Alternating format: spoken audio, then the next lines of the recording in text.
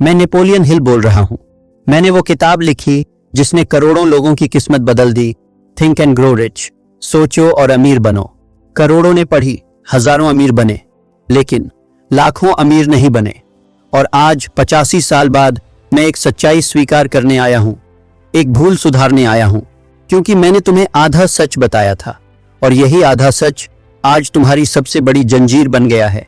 तुम सोचते हो कि सिर्फ सोचने से अमीर बन जाओगे। गलत। सोचने से नहीं, करने से अमीर बनते हो। मैंने अपनी किताब में डिजायर, फेथ और स्पेशलाइज्ड नॉलेज की बात की है, लेकिन मैंने तुम्हें वो 7 शब्द नहीं बताए जो इन सिद्धांतों को असलियत में बदल देते हैं। आज मैं तुम्हें वो 7 शब्द और असली सीक्रेट दूंगा। पर पहले, क्या आप उन करोड़ों लोगों में हैं जो सोचते तो हैं, किताबें पढ़ते हैं, सेमिनार देखते हैं, मगर करते कुछ नहीं? अगर हाँ, तो इस वीडियो को अगले 30 सेकंड में रोक दीजिए और कमेंट में लिखिए मैं हूं, क्योंकि जो लोग सिर्फ सोचते हैं उनके लिए यह वीडियो नहीं है। यह वीडियो है उनके लिए जो अब करना चाहते हैं। तैयार हैं तो शुरू करते हैं। पहला सिद्धांत, सोचने का समय सीमित करो। मैंने अपने जीवन में 500 से अधिक सफल व्यक्तियों का गहन अध्ययन किया है।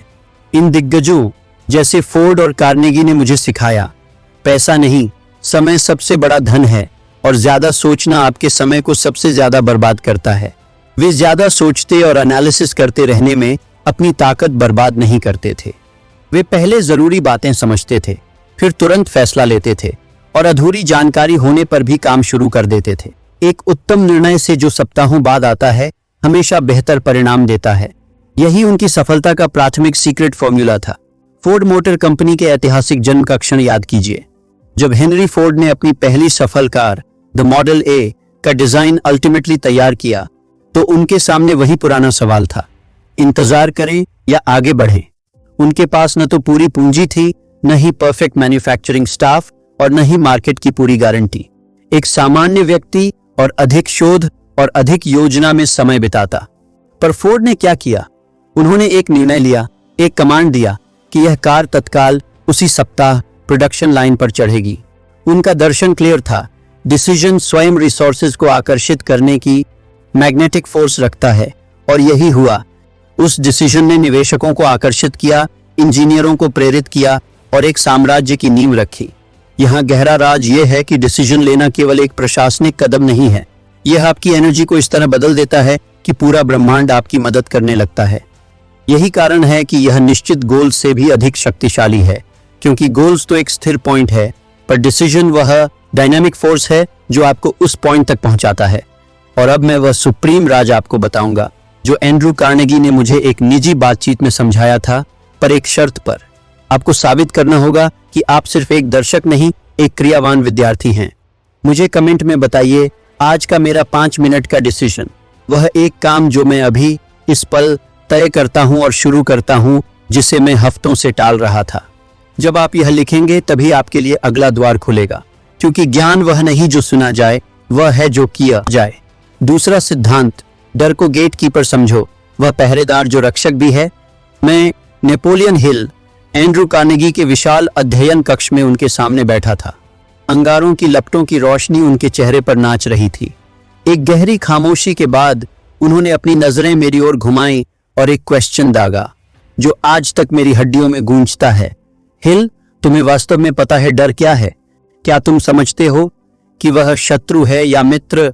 मेरे उत्तर से पहले ही उन्होंने स्वयं ही उस डीप रहस्य को उजागर कर दिया।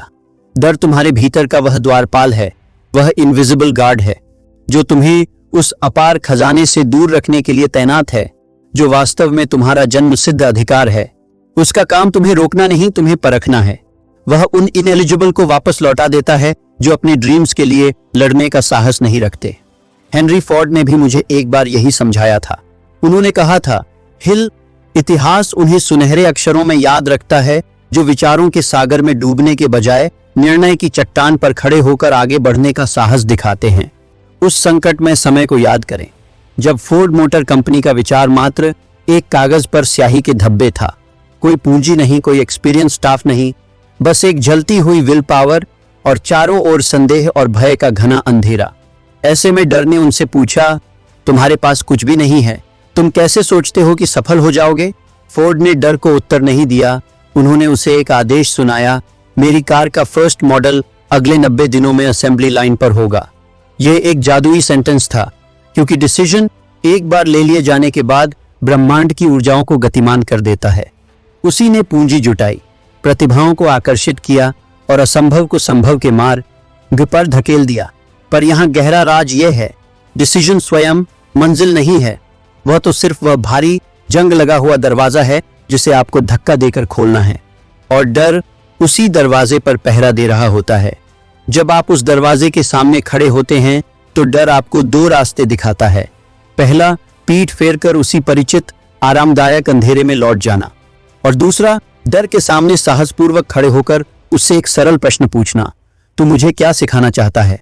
मेरे अंदर कौन सी कमी देख रहा है जिसे मुझे पहचानना चाहिए? आप पाएंगे कि 90% से अधिक बार डर कोई राक्षस नहीं बल्कि एक कठोर प्रशिक्षक है। वह आपको बता रहा है कि तैयारी और ज्ञान में कमी है। वह आपको यह याद दिला रहा है कि आप जो करने जा रहे हैं उसकी कीमत और महत्व कितना है। उसकी आवाज सुनकर भागने वाला हमेशा गरीब रह जाता है। उसकी आंखों में देखकर आगे बढ़ने वाला उस खजाने का असली हकदार बन जाता है। तीसरा सिद्धांत, परफेक्ट का भूत भगाओ। तुम जानते हो परफेक्शन क्या है? परफेक्शन वो जेल है जिसमें तुम खुद को कैद कर लेते हो। मैंने थॉमस एडिसन से पूछा, सर, आपके 10,000 एक्सपेरिमेंट्स फेल हुए, आप इसे परफेक्ट क्यों नहीं बनाते? उन्होंने कहा, हिल, परफेक्ट बनाने में समय बर्बाद मत करो, पहले बनाओ फिर इंप्रूव करो। याद करो, जब एडिसन ने पहला बल्ब बनाया था वह परफेक्ट नहीं था, वह सिर्फ कुछ घंटों तक चला, लेकिन उन्होंने उसे बाजार में उतारा और ग्राहकों से मिले फीडबैक का उपयोग करके उसे हर बार इंप्रूव किया।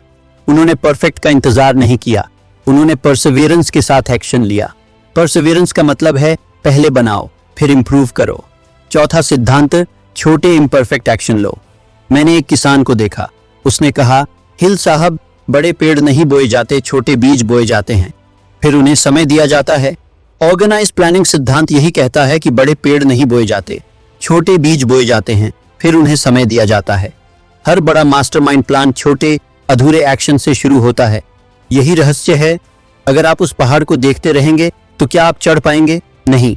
यही फर्क है विजेता और हारने वाले में।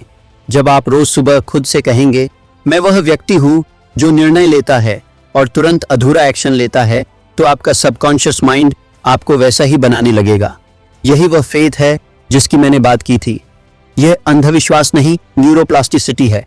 और अब वह 7 शब्द जिन्हें मैंने 1937 में लिखा, पर उनकी पूरी शक्ति तब नहीं समझी। ये वे शब्द हैं जो डिजायर, फेथ और नॉलेज को एक लेजर बीम में बदल देते हैं। ये शब्द हैं, action always precedes clarity, confidence and conquest. इसका मतलब समझें, पहले करो फिर क्लैरिटी आएगी, पहले करो फिर आत्मविश्वास आएगा, पहले करो फिर जीत मिलेगी। आप सब कुछ समझकर शुरुआत नहीं करते, आप अधूरा समझकर शुरुआत करते हैं, और क्रिया आपको सब कुछ समझा देती है। यही वह गायब सूत्र है। 5वां सिद्धांत, फेलियर को फीडबैक में बदलो। मैंने हेनरी फोर्ड से पूछा, आपकी पहली कंपनी फेल हो गई, दूसरी कंपनी फेल हो गई, आप कैसे निराश नहीं हुए? उन्होंने मुझे एक कागज दिया, उस पर लिखा था, failure is feedback in disguise.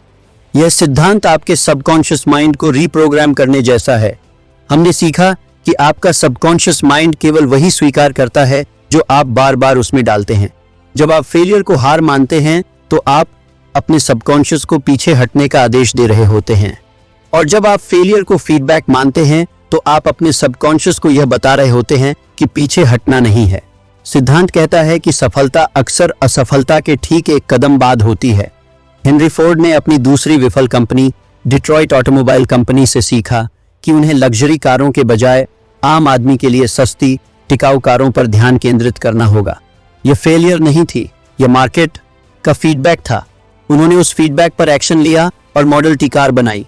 Ford को मॉडल टी कार बनाने से पहले हजारों बार नकारात्मक फीडबैक मिला, लेकिन उन्होंने हर बार पूछा, इस असफलता में मेरे लिए क्या सिखाया है? उन्होंने असफलता की भाषा हटाकर अगला एक्शन की भाषा डाली। 6वां सिद्धांत, अपनी आइडेंटिटी बदलो, ऑटो सजेशन की शक्ति। सबसे महत्वपूर्ण सिद्धांत सुनो। सबसे सफल लोगों ने इसी ऑटो सजेशन का उपयोग अपनी आइडेंटिटी बदलने के लिए किया। वे कहते थे, मैं एक एक्शन टेकर हूं, न कि मैं एक्शन लेना चाहता हूं। याद करो वुलवर्थ की कहानी। जब उन्होंने 5 सेंट का स्टोर शुरू किया तो हर कोई उन्हें हंसता था, लेकिन क्या वुलवर्थ ने खुद से कहा, मैं एक छोटा व्यापारी हूं जो सिर्फ सस्ते खिलौने बेचता है?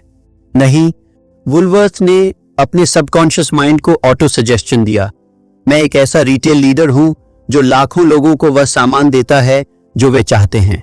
उन्होंने अपनी आइडेंटिटी बदली। जब उन्होंने खुद को लीडर के रूप में देखना शुरू किया तो उनका एक्शन भी लीडर जैसा हो गया। ऑटो सजेशन का उपयोग करके आप अपनी आइडेंटिटी बदलते हैं। जब आप सुबह उठकर कहते हैं मैं एक एक्शन टेकर हूं, मैं सोचूंगा नहीं करूंगा, तो यह एक इच्छा डिजायर नहीं बल्कि एक आदेश कमांड बन जाता है। यही फर्क है विजेता और हारने वाले में। अब निर्णय आपका है। क्या आप इसे सिर्फ एक प्रेरणादायक वीडियो समझकर भूल जाएंगे या आज से ही अपने जीवन का रिकंस्ट्रक्शन शुरू करेंगे? अगर इस वीडियो ने आपके मन में कोई स्पार्क जलाई है तो इसे लाइक जरूर करें। इससे मुझे पता चलेगा कि यह संदेश कितने लोगों तक पहुंचा। NH माइंडसेट चैनल को सब्सक्राइब करें और घंटी आइकन दबाएं। धन्यवाद।